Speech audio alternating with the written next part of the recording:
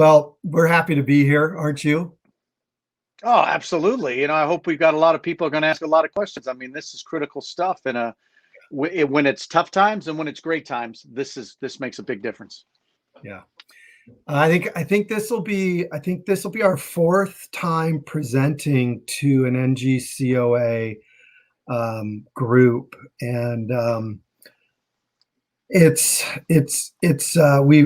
we've had great attendance before. We've had good discussion and debate before. We've talked a lot of theory before and stuff at a macro level. I want to thank you in advance for agreeing to kind of lay bare the performance of Augusta Ranch, because I think it's so important for us if we're going to continue this path together, with working with the NGCOA members and affiliates. It's important for us to start really, in my mind, digging in and talking about actual performance and talking about real situations that everybody faces at one level or another. So thanks, Don, for that, and with that, I want to Let me jump right in. You're exactly right, Mike. If one thing has happened with COVID, for the first time, I feel like golf operators are sharing information with other golf operators.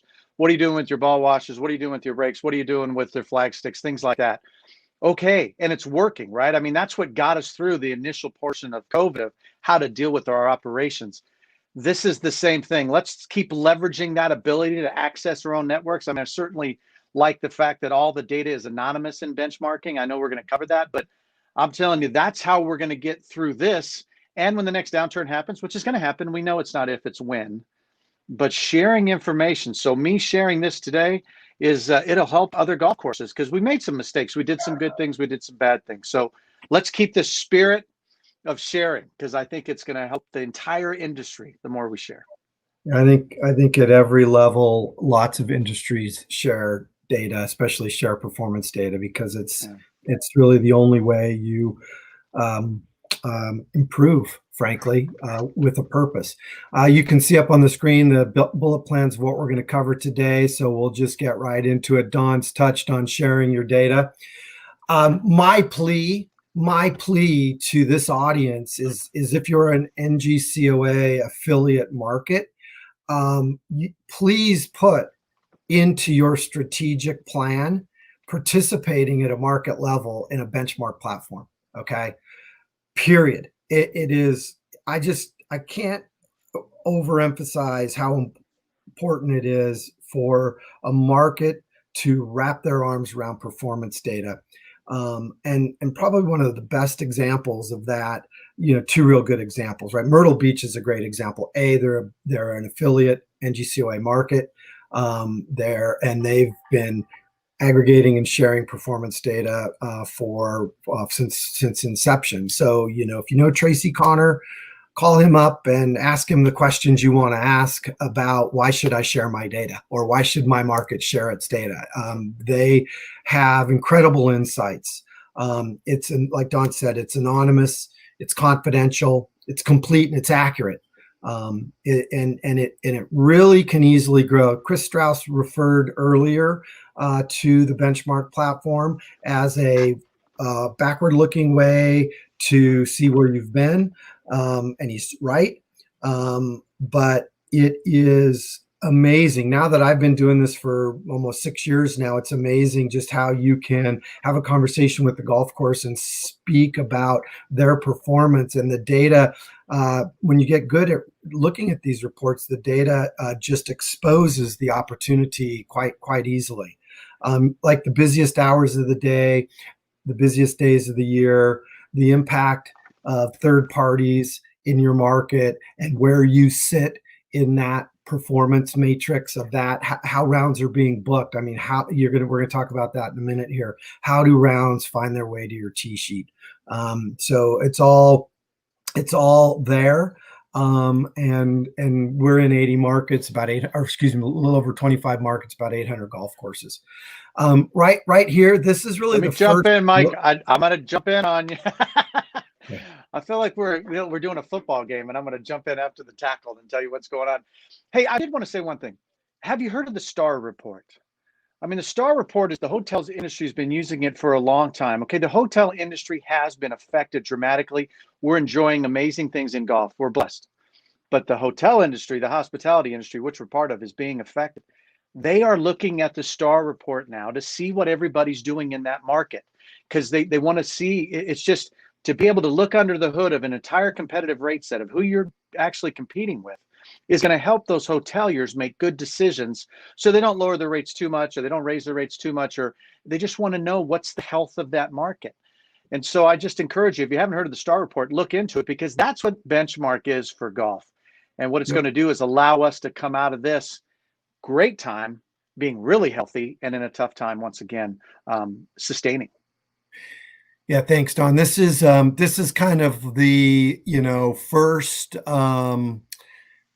first kind of macro level look at a market. When you have a market sharing data and you aggregate it all together, you can lay out all 53 weeks, and what you see here is that blue line represents the historical weekly revenue, and the gray line represents the revenue by week through 2020. And this is really and the yellow represents the difference between the two lines, and you can see it's broken up into a pre-COVID, which really started about week 11. Then week 11 through 20 is what I call the COVID shock. Don mentioned it earlier, when all of a sudden everybody's calling everybody else, like, what are you doing with ball washers? What are you doing with tee time intervals? What are you doing with this? What are you doing with that? And then as that settled down, you can see outside of week 21 and beyond, up until the end of August, now almost the end of September, you can see how Phoenix has fared as a market. And this look really supports what Don talks a lot about, is par versus the leaderboard. And Don, do you want to just expand on what you mean by that for a second? Yeah, because I think this is critical for any PGA, LPGA, or NGCOA member. It's budgets are budgets, right? We're going to write budgets for 2021. Well, how are you going to budget in 2021? I'm not sure, but I know it's going to be a guess. Budgets are. But typically, you look at the last 3 years and you try to kind of figure it out. Well, this year is an anomaly. I'm really worried, Mike, that a lot of golf courses are going to try to budget in 2021, looking at 2020, some aggressive person back there. And how do you do that? This is what I like. I like about benchmarking is a budget is almost like par on a scorecard. We know par doesn't change. Good weather, bad weather, par's par. The greens are bad, the greens are good. Par's the same. Well, that's not really fair, right? If we're all playing in a golf tournament and I shoot 68, well, that's great. Well, what 68 at Augusta Ranch is, I'm a par 61. That wasn't a very good round. So one, I got to know what my budget is. I get it. But who am I playing against? I shoot 68 and they're like, well, Don, that's 7 over. But everybody else shot 75. So Yep. I played poorly, but I beat everybody else. Now, the same thing goes the other way. You shoot 68 on a par 72, you're probably feeling pretty happy. Look at me. I had a great year, 4 under par, 3 under par. Isn't that amazing? Everybody else shot 62. Yeah. So if you're comparing yourself to budget, or you're comparing yourself to what you think your competitive rate set is doing, you're probably wrong. We need to make this a tournament so we know how well we're doing. That helps us write budgets, but it also shows to our owners and operators, if we're working for them, what I'm doing. I know I missed budget, but I beat everybody else. And they might be saying now, well, you've been doing great, Don. Not only am I doing great, I'm doing better than everybody in my competitive rate set. That helps me. If I'm trying to get a loan from the bank, Mike, that's going to help me. So this brings it into a tournament instead of a PAT, if you know what that is, or even the par for a golf course. This helps you be successful. So through 30 weeks, the market in Arizona is down 5.5% in revenue. They enjoyed a 14% uptick through week 11, and the COVID shock equated to a 35% decrease in revenue. And then since they've come out of that shock and what we call the rebound, revenues up 50%, but you can see, you know, that baseline of blue is much lower through the summer and early fall weeks, and therefore beating it by 50% is not making up for the 35% loss. Actually beating it by 14 in the first 11 weeks and 50% in the last 20 weeks isn't enough to cover the loss of those 10 weeks. So it's just, you can see the seasonality bump too, right, in Arizona, where week beyond 41 starts to pop up again through October, November, down through December and the holidays, and then pick back up. This kind of analysis helps on so many levels, to have it at the market level, to inform your discussions with your city and county officials, your state legislator, your tourism board. I mean, all this stuff, it just comes right out of here. So that's my pitch for sharing data. That's our pitch for sharing data. The other reason, looking to see how rounds get booked on your golf course and seeing how that is happening in the market level is also super insightful. Every golf course has operated in a silo. The silos get banded together with a strong affiliate market, and NGCO affiliate market that's helped band a silo together. Management companies help band a silo together, but all the independent golf courses are really working in their own silo, and you are left at the mercy of what the software salesperson is saying or the third-party marketing person is saying. They're sending you data, and you have no frame of reference to the broader marketplace. And so when you share data at the broader marketplace, you can see that how you're all working together. And this is super eye-opening to me when you look at what's happened since the COVID rebound. The bookings, the online bookings, the direct-to-consumer bookings, which is the cornerstone of what the NGCOA and the Tea Time Coalition and the barter, beware of barter, is all talking about, right? The cornerstone is owning your own direct-to-consumer channel. Well, look what's happened since COVID. It's up 100%. Okay, from a market share perspective, 17% of the bookings were happening online, direct on a golf course's website. 17%. Okay, that jumped to 25% during the pandemic. Okay, what caused that is the prepay that golf courses went to, whether it was on Golf Now, which doesn't show up in this channel, but whether it was through a marketplace prepay or through your website prepay, and that's what drove this 8-point market share growth, a full 100%, 96% growth in raw revenue.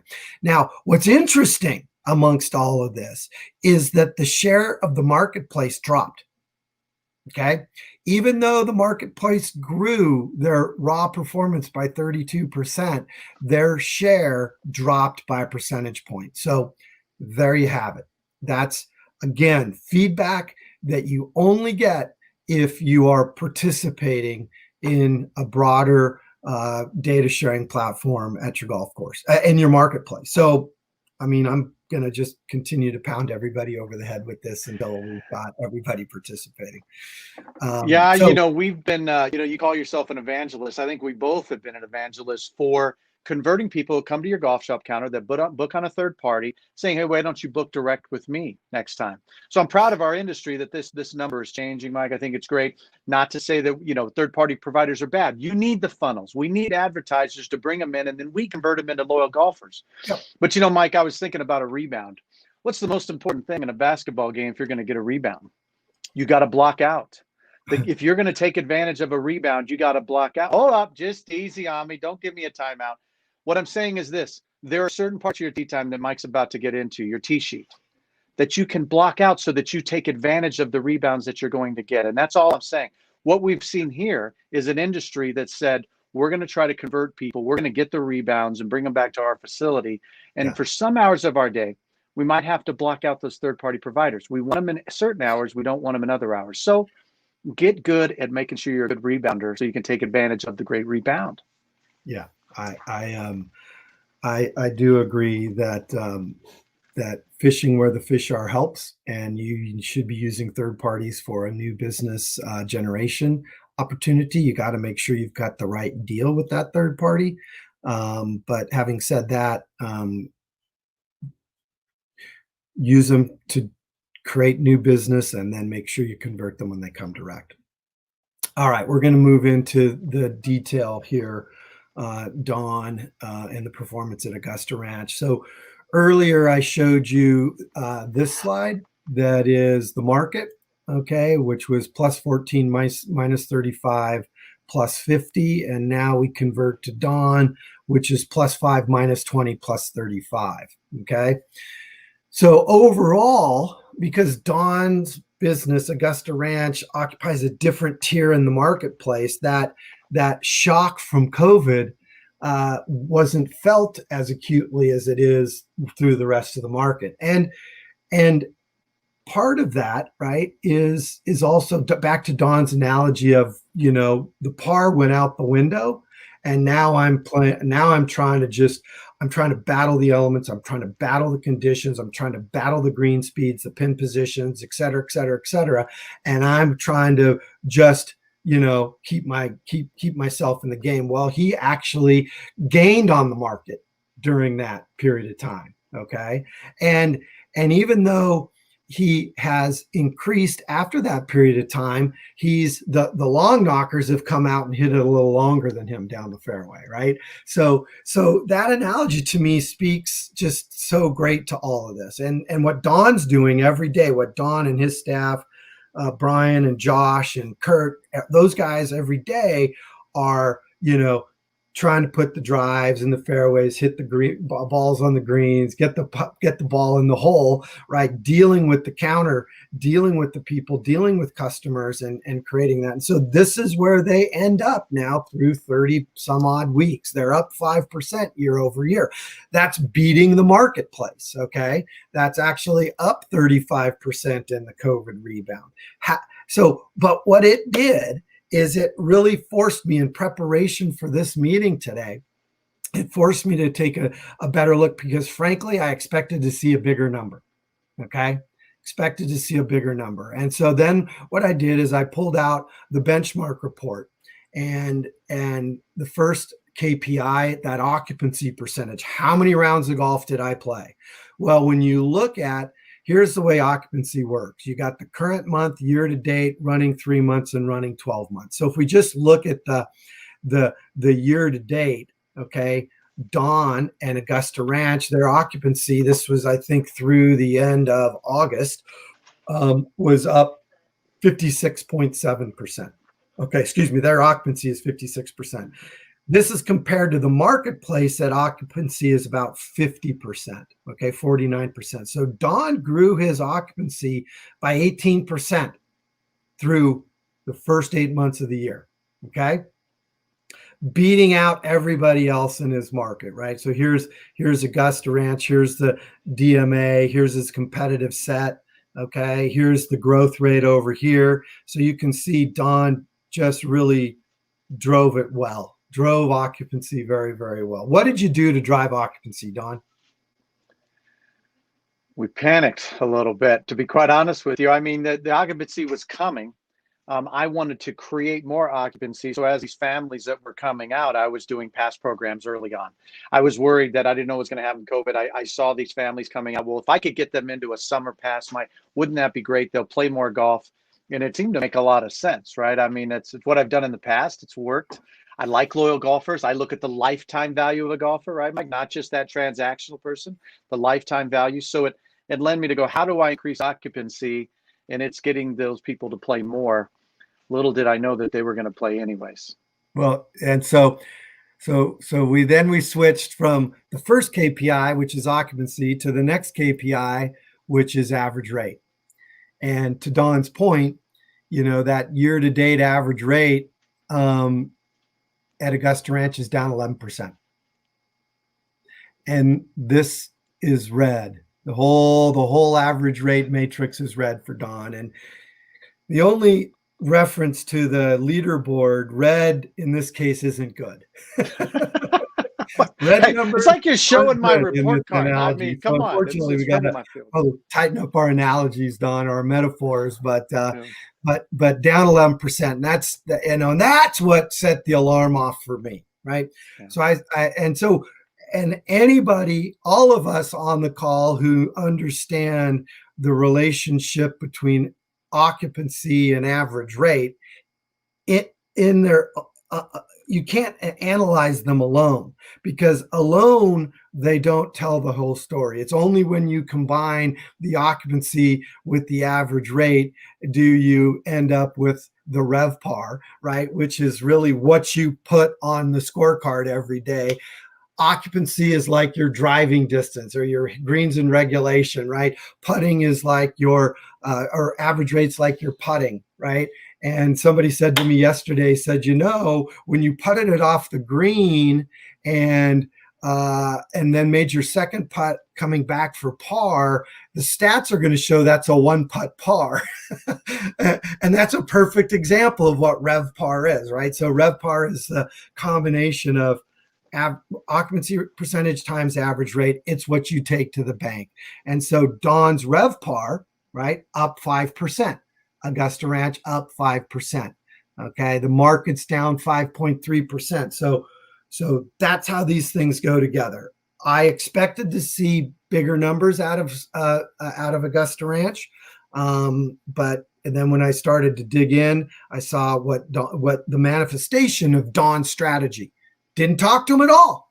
Actually, picked up the phone and called him, and I'm like, "What the heck's going on?" And that prompted us to take an even deeper dive, and that's kind of where we are now. Don, any comment or question? Oh, it's classic, isn't it? I mean, we've been as operators, I'm doing this 20 years. We know what we know, and it's in our gut, and I know what I'm doing. That's what I thought I was doing. I took the Cornell revenue management class. I mean, I'm all about revenue management, but I see these people coming. I want it to be a sticky situation. So I'm going to create annual passes to bring them in. And meanwhile, I'm beating my chest because I'm having a great year this year. COVID, I mean, better than last year. And wow, look what I'm doing. Well, it turns out everybody's doing pretty good. And it turns out that while I was very happy with the performance, I was actually leaving a whole bunch of revenue on the table, which I would not have known that if I didn't see Mike's numbers, because without me, aligning with benchmark to know what the competitors are doing and to give somebody some outside perspective into my tee sheet, it truly showed me that, Don, you did have a good year. Congratulations, but it could have been better. And I've told a lot of you about this 1% windfall book that just changed my life, because it shows just a 1% change in your RevPAR will be a 10% increase in revenue. I mean, in profit then, right? No additional expenses tied to that. So you tell me, when golf courses are selling to 8 to 10% of EBITDA, if you make a 10% change in profit, what did that do to the valuation of your golf course? It's a good thing. And that's a 1% change in your RevPAR. So I left money on the table, but I didn't know it. And I don't want to know, I don't know what I don't know, but now I know what I don't know. Yeah. And now I'm going to react to that, which is what we did, right, Mike? Yeah. So this is another way to look at the data as well. This is Don's revenue by week, and 56% of the revenue at Augusta Ranch comes in the first 17 weeks of the year. So, pressure's on, right? That's why rain's important. That's why frost's important. That's why, conditions are important. I mean, 56% of the revenue comes in the 17 weeks that have the shortest amount of daylight, right? The pressure is on. And so what we did is, and again, this just underscores, kind of the frame of reference for everything. Look at this now. So this is what predicated the whole thing. And if you just go right down here to members, you see that 23% of the bodies that run off the first tee every day at Augusta Ranch are related to the member program, but unfortunately they're driving only 8% of the green fee revenue. Now, this is where Don talked about the lifetime value of the golfer and talked about the other ancillary benefits and revenues that are driven by that member. But from a tee sheet perspective, so you may decide, hey, these people are coming to my restaurant every day. They're using my range. They're buying their gear from me, all that kind of stuff. I'm willing to do a bit of a trade-off. But it also warrants the conversation that am I really giving them too much from a revenue standpoint in terms of a break? And I think what we decided, and this is funny, right, Don? You'll probably talk about this, the evolution of of an annual pass program or the evolution of a loyalty program. They start here. Okay. And they may start here, 5, 6, 7, 8, 9 years ago, and they don't change as much as they could. They're not analyzed as frequently as they should. And you find yourself, down the road 5 or 6 years scratching your head like, how did I get here? And the first red flag that comes up is how to communicate the change to the staff and your customer, right? If you decide you're going to start to change this. So we'll get to that in a second, but this really illustrated really where the opportunity was. The cardholder business, right, is driving fewer rounds and a higher percentage of revenue. The group business, which is Don's league business primarily, is again enjoying a decent discount given the overall revenue contribution. Here's what's happened in 2020 thus far. Cardholder still remains strong. Group remains strong, right? Flip the model, right? You repriced the loyalty business in 2020 to begin with, right? And you rejiggered that, and so you see that you went from going from 23 to 16 up to 25 to 27%, right? So you actually grew that revenue at a greater proportion than you grew your rounds mix, but your members still enjoyed a super benefit, and it's really illustrated when you actually break it down by the T sheet. Okay, and here again, this is another way that you can visualize your data. Okay, the top bar is the rounds played, and the bottom bar is the average rate, and you can see, where the yellow bar going through the hours of the day. Each column is an hour of the day. The yellow bar going through the hour of the day is the contribution played by members, and the average rate going through the bars of the day is the average rate realized from those members. And in order to calculate this average rate by the category, what we're doing is we're also capturing all of the revenue that's been associated with the sale of the cards, and we're building an amortization schedule to allocate that revenue across the rounds played in the months that they get played. So it is, it's a fully allocated number, and you can see, the thinnest average rate is that member rate, and the thickest line, other than the league line, but the thickest line is that member line. And so you can just see how that impacts it, how it shows up on your T sheet. And again, every course has the ability to analyze this data from your T sheet provider. Okay. Whether or not you can get it, whether or not you can smooth it and make some sense of it, that's a different story, but we can help you do that if you're interested. It's there. Don? Mike, can you go back one slide? I just want to make sure everybody fully understands that percentage on the member side. One other slide, one more before that.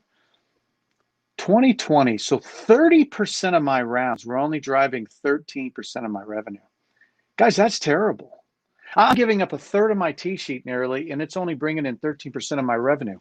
If this isn't a 5-alarm fire, and if you don't know this number, your house is burning down and you don't even know it. You haven't even called the fire department yet. This is critical to know the numbers. I never would have guessed it was that much of a disparity or that disproportionate. I mean, it just totally, it bums me out because it shows me that I panicked, and I shouldn't have panicked. And so I just, please know your numbers. That's how you're going to make good decisions, is not to being in a vacuum. Certainly know where you're at. with your own facility. You got to know how much gas you have in the tank, but you're running a race against others in your market, and you could run out of gas, and they're all going to win the race without you. So just know your numbers. And if you see something like this, which I did, and that caused all of our entire staff to do a deep dive on our past programs. And remember, loyalty card, you take it from 40% discount to 35% discount. It's only a 5% discount change, but it's a 10% increase in revenue. Do the math. It works, believe me. So think about that. If you just made one simple change in your loyalty card, dropping it from 30% to 25%, would you sell that many less passes? Or do they know that golf demand is strong right now? That simple decision you could make, and it would make you more money. Thanks, Mike. Yeah. It's so, it's really, it's being able to, pull the data out of your tee sheet, make sure that it's complete and accurate, make sure that it has the dimension of time in it. I haven't mentioned this before, but I'm going to say it now. I don't fault the industry for not being as well equipped as I'd like to see in analyzing data this way. And when I mean this way, I mean by, day of the week and hour of the day. Because if you think about the evolution of the business side of golf and managing the tee sheet, it came really from the point of sale system, right? And so you didn't really marry the tee sheet and the point of sale system together. You had a birdie bird tee sheet. You might have counted the different categories of golfers. You might have counted the golfers on the day, and you might have compared that to the Z tape on your cash register to make sure that you balanced out all these categories and all these rounds. But there was no dimension of time. Okay. And that's why you ended up with rates that are seasonal, rates that are by day of the week, rates that are by rate category. Okay. Senior, junior, twilight, super twilight, early bird, et cetera, et cetera. And you end up having this list of SKUs on the point of sale system that are hundreds of entries long. And you never could get around to analyzing the data with the timestamp of the time that they played. And so that's why it's so important now to pull the data out of it, to make sure that everybody that's on your golf course is on your tee sheet, and everybody that's on your tee sheet is checked in, and everybody that's checked in on your tee sheet has the right fee associated with them and the right rate category or fee name associated with them. If you're doing that, and if you're balancing the rounds played today against the revenue or the rounds checked in today, that's important. I mean, that's just like the ante into this type of analysis. It's not glamorous. It's not fun. It seems to be, for some people, not what they want to do. But believe me, if you owned your golf course, if you owned your golf shop, if you're not analyzing your business this way, you're leaving opportunity on the table. And because when you start to bring the dimension of time in, you get to see the data in a completely different light. So I can't stress enough how important it is. I mean, look at the difference. This is this is weekend versus weekday, right? So weekday, the leagues dominate. Okay. Weekend, the leagues are busy in the mornings, right? You have the morning leagues on the weekends, on Fridays, right? Fridays and Saturdays. And so, even there, that average rate is, you've got to ask yourselves, why am I not trading more public rounds at $46 for less league rounds at $25? Yeah, it's that's the question, right? But if you're not asking the question, you're always going to get the wrong answer. So I think just you got to know this, and you got to take that. Right now, demand is high, so you're going to leave a lot of money on the table if you're not making smart decisions, even in an unbudgetable year like 2021. We've got to be smart.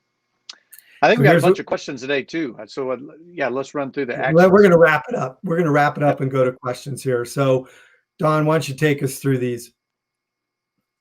Well, it's substantial increase in the annual pass rate, and that means that we're going to have good messaging at the golf shop counter so that they see the value in that.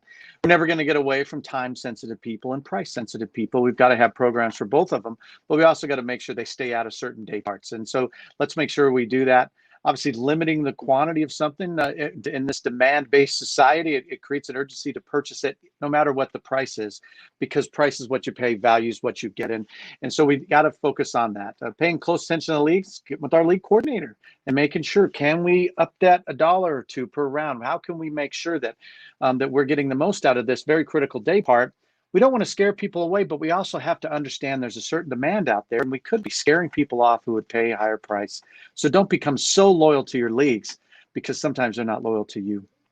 You got to review the data all the time, and that's just not you. That's everybody in your golf course. Let's take this opportunity to train the staff into something as critical as this. We used to talk about squeezes and what that advantage was. Maybe you do 6-minute tee time intervals in the morning, and then you go to 7 and 8. All great decisions. But we all have to be on the same page, so when the phone answers, because you're not answering the phone, your staff is answering the phone. What are they saying to drive people, time-sensitive people to a time, price-sensitive people to a price?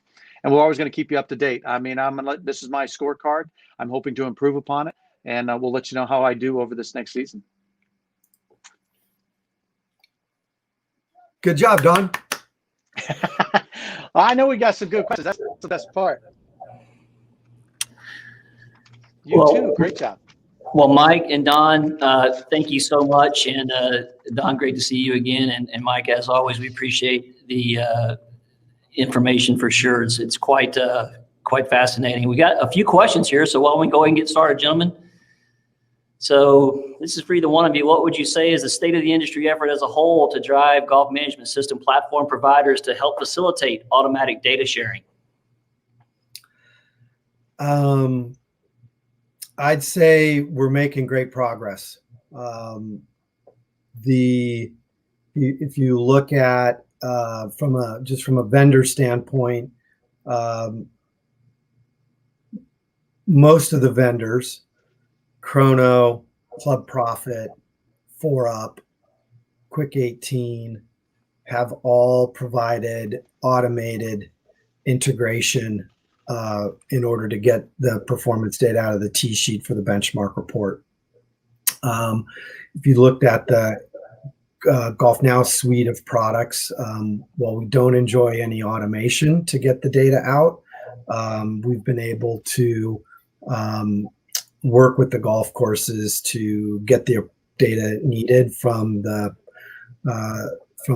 reports that are available in the normal suite of reports in the technology. So in the worst case scenario, it probably takes a course 10 or 15 minutes a month to pull the data. In the best case scenario, the courses don't even know we're pulling the data. They've already given us the authority to do so. And so it's great. Unfortunately, the largest installation base is with Golf Now and EasyLinks, and hopefully one day we'll enjoy automated access to their systems as well.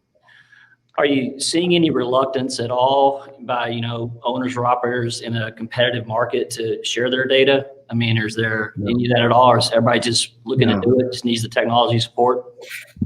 Yeah, I don't see, once we're able to actually engage and have a conversation with the golf course operator, they quickly understand that we're serious about security and integrity and whatnot, and we can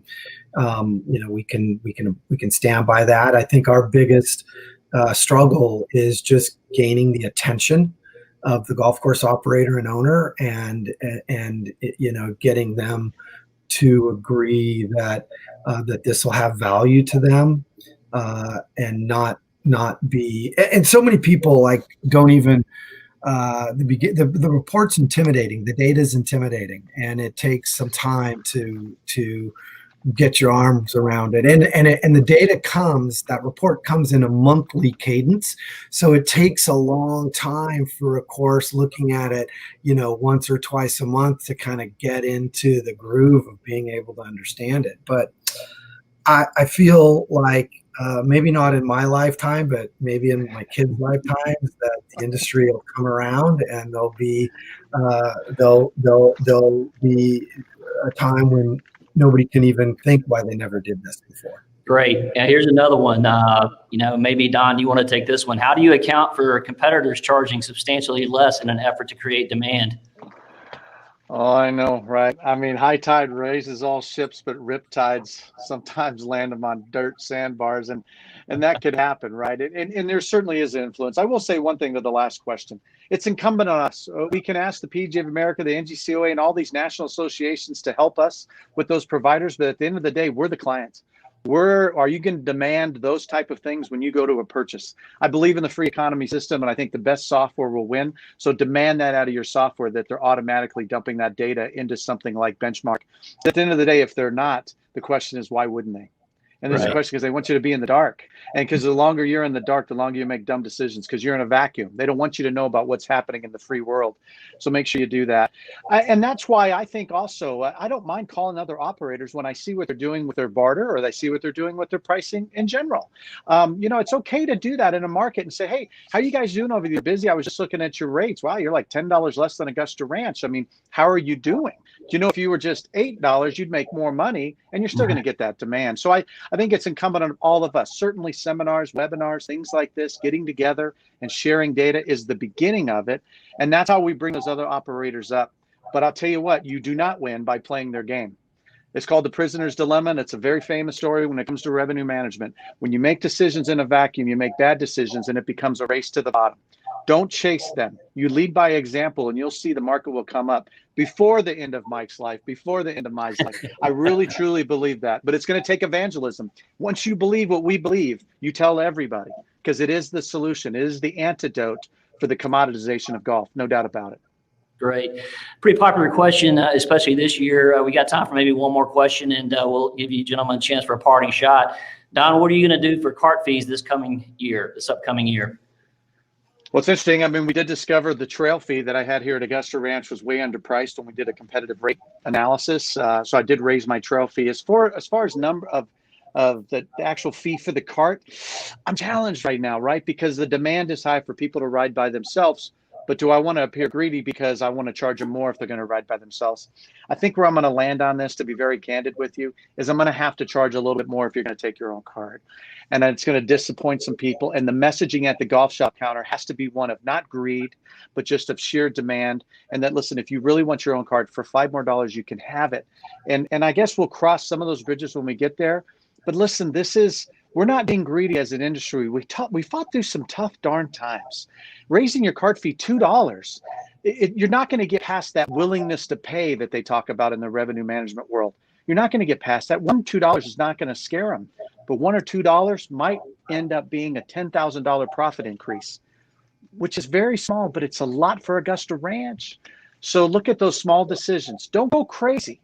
Go subtle and ease into it, and you'll see the difference in what happens to your EBITDA, because there's no expenses tied to small pricing decisions like that.